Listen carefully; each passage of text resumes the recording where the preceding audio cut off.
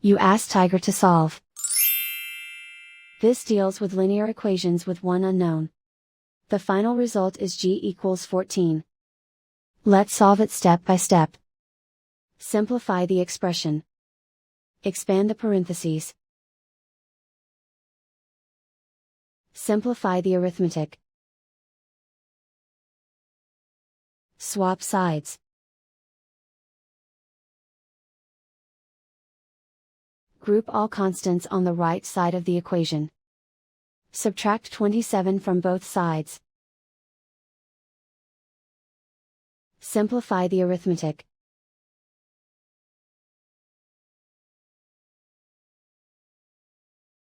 Isolate the g.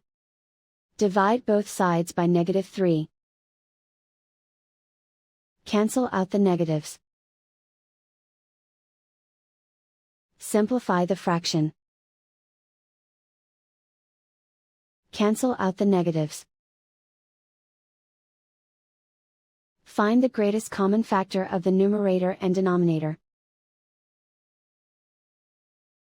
Factor out and cancel the greatest common factor.